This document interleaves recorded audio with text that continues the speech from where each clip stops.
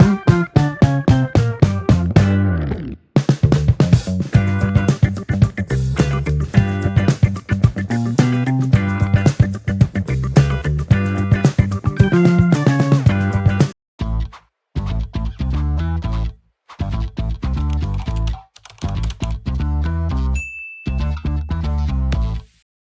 amazing people and welcome back to my YouTube channel. So for today's video, tayo ay lilipat na sa bagong hotel at sa bagong location. So we'll be checking out of this hotel in Bacong Ubud Resort and Villa, and we will be going to Seminyak. So Seminyak is another location, prime location dito sa Bali, at doon tayo mag-check-in sa bagong hotel. So panibagong location and panibagong adventures at experiences ang nag-iintay sa atin. So tara guys, samahan nyo ako.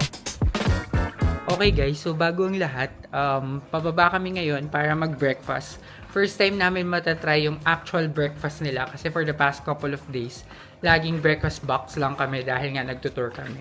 So since ngayon wala naman kaming tour, kami ay pupunta na sa breakfast area. So one floor lang, pagbaba mo ng room, ito na yung breakfast area. Yan. So makikita nyo, ito na agad. Sa harapan lang ng pool. So guys, ito yung pool. Tapos ito na yung breakfast area. Ayan. So papakita ko sa inyo guys real quick kung ano yung breakfast nilang available. So dito tayo magsisimula. So this one, meron silang nasi goreng ton or fried rice para safe. Tapos ito is squid balls. Walang galang sa'yo kung ayaw mo magpakita. Ayan. So, ito naman guys is gulay and then potatoes, fried potatoes. And then on this side, they do have bread. Tapos may iba't iba silang mga jam. So, pineapple jam, strawberry jam, bread again. Tapos banana fritters or saging, tapos mga fruits. And so meron ditong watermelon, papaya, tsaka pineapple. Tapos may mga drink sila at may coffee din. So yun lang, simpleng breakfast lang. Yan. So kain muna tayo guys. Okay guys, so ito yung kinuha ko. Kumuha ko nitong bread, tapos yung gulay, tapos itong squid ball, tsaka konting rice. Tapos napakaraming prutas. Yan, so fruits is life. Tapos tea. Yan, so ito yung ating background or ito yung ating paligid dito sa breakfast. So wala lang silang fan, medyo mainit na kasi ngayon, pero okay din naman. Kain na muna tayo guys. Okay guys, so mag-taste test na muna tayo. Simulan na natin dito sa kanilang fried rice.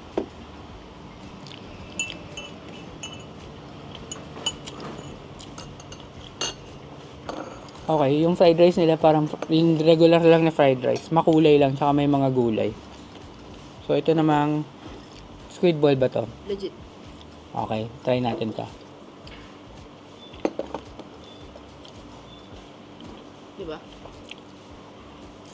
Parang squid ball lang. Wala masyadong something na interesting na lasa. So, next is gulay. Sarap gulay. Ang gulay nila guys, lasang lasa mo talaga yung gulay, no? Wala siya masyadong asin-asin. So, medyo pure na gulay. So, okay ito sa akin. Kasi itong bread naman kasi para siyang bread lang na binuksan mga crostini or pandolino. Ganun to. Natikman ko na to nung ito yung laging kasama nung breakfast box nila. Ayun, para siyang cinnamon bread. Of course, ito excited ako dito sa mga prutas natin. So, tara guys, kain muna.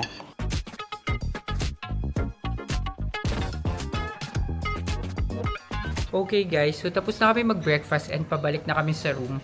Magliligpit na lang kami doon ng gamit at mag-aayos na rin para makapag-check out na. And then, from here sa Ubud going to Seminyak, we decided na mag-book na lang ng Gojek. Hindi na kami mag-charter na charter car or whatnot. Parang pinakamura kasi yung Gojek pa rin. From Ubud to Seminyak, mga 2-hour drive din yun. So yun yung gagawin natin. Okay guys, so live update. Pa-check out na kami ngayon dito sa Bagong Ubud Resort and Villa, and may Gojek na rin nag-iintay sa amin sa baba. So let's go to Seminyak. Ayan. Thank you so much. Okay guys, so last look na dito sa Bagong Ubud bago tayo pumunta sa Seminyak. At meron tayong bisita. Oh. Yan, lumapit na siya sa akin. Here's our ride. So tayo ay tuloy na sa Seminyak. So mag-aakyat muna ako ng mga bagahe guys. Sandali lang guys. Bago natin ipagpatuloy ang video ito, napansin ko na karamihan sa inyo ay hindi pa nakasubscribe sa AJTV Amazing Travels. And malaking tulong para sa akin na may pagpatuloy ang paggawa ng mga videos na ito kung magsusubscribe kayo. Kaya ano pang hinihintay ninyo? Subscribe na. Now back to the video. Okay guys, so nandito na kami sa loob ng Gojek at papunta na kami ng Seminyak. Kung gagawin nyo rin tong same itinerary as we did, na from Ubud lilipat ng Seminyak, marami kayong modes of transportation na pwedeng gamitin.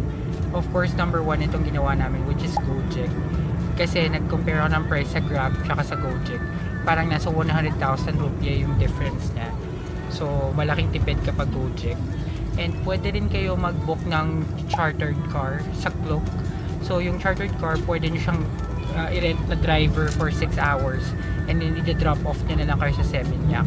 May napanood kasi akong vlog na ganun yung ginawa. Ang ginawa nila, namasyal muna sila sa mga locations between Ubud and Seminyak bago sila nagpa-drop off sa Seminyak. Para nasulit din nila. Pero kasi kami, gusto na namin rumekta na lang sa Seminyak and explore it on our own. Kaya itong option na to na Gojek yung ginamit namin.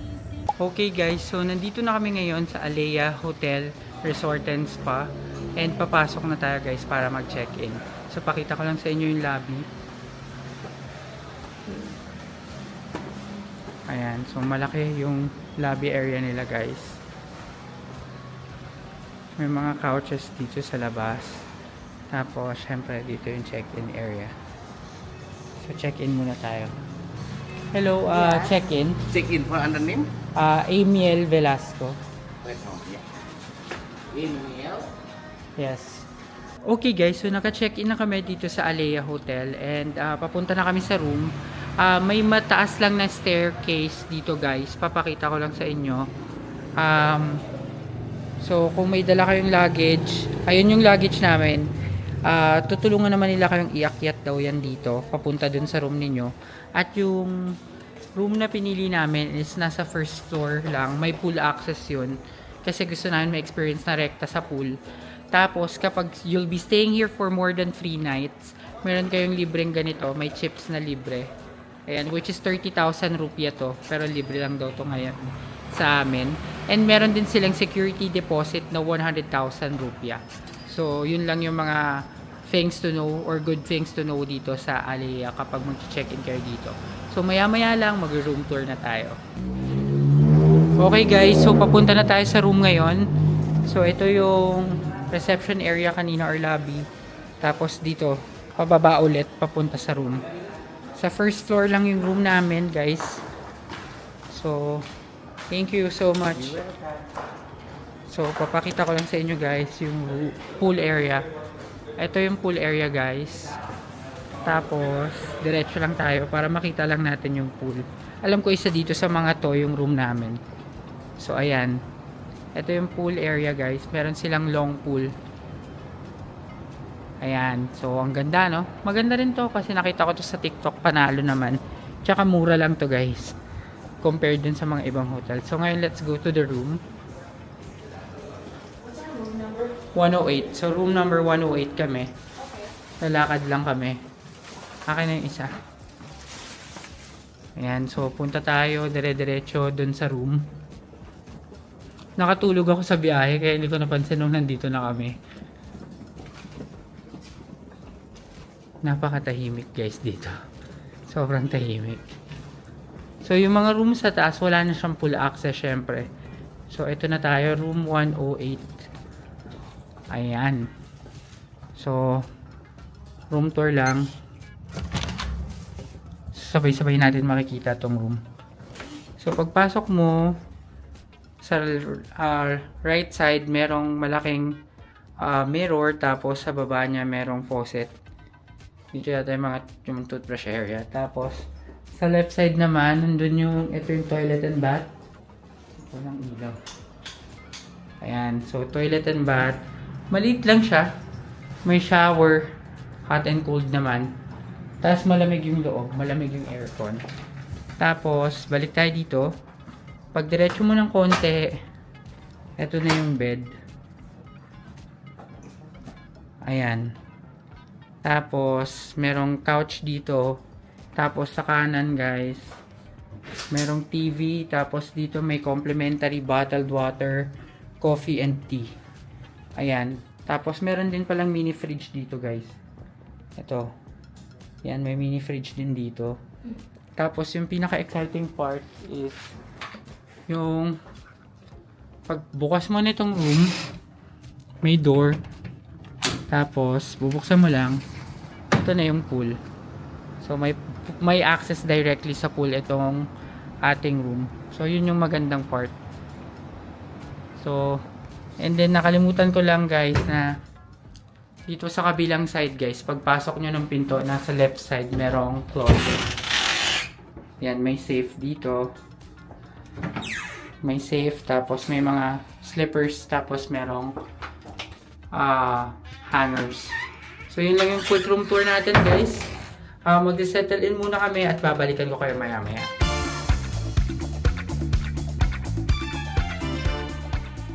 So guys, ayan, nakikita nyo naman sa likod ko, walang katao-tao dito. And napakatahimik nito compared sa Bakong Ubud. Peaceful dito guys. And again, binuko to via clock. Nasa 1,154 pesos per night lang to.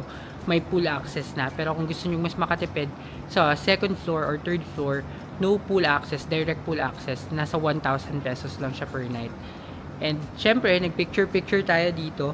And kung magbubook kayo via clock, do not forget to use my promo code AMIELCLOOK para makatipid kayo at magkaroon kayo ng additional discount sa kahit anong mga bagay na ibubook nyo sa Klook na applicable yung discount. And you know guys na pwede nyo nang gamitin yung aking promo code hanggang 5 times on a single account. So kung meron kayo multiple Klook accounts or multiple emails with Klook accounts, pwede nyo gamitin 5 times per account. So malaking tulong yung 5% off na makukuha nyo sa Klook para pambili nyo rin ng extra food or pasalubong. So, napakaganda nitong hotel na to guys. And wala pang 2, siguro mga 1:45, nag-check-in na kami and pinayagan kami mag-check-in. So, eto guys. So, kitang-kita nyo, ito yung pool. Ito yung pool access namin or ito yung room namin. So, paglabas mo pa lang, pwede kang tumalon agad. So, mamaya-maya or tatry natin one of these days na makapag-swimming dito. Okay guys, so far yun lang yung mga may share ko pa sa inyo na features nitong hotel na ito, and magpapahinga muna kami sandali at mamaya sisimulan na natin ang ating adventure dito sa Seminyak. So dahil dyan, i-end ko na muna ang vlog na ito. Maraming salamat sa lahat ng nanonood at sumusuporta sa AJTV Amazing Travels. And if you reach this part of the video, please give me a like, comment, share, and subscribe to my channel, and do not forget to hit the notification bell para updated kayo sa aking future vlogs. Yun lang muna guys, maraming salamat, bye!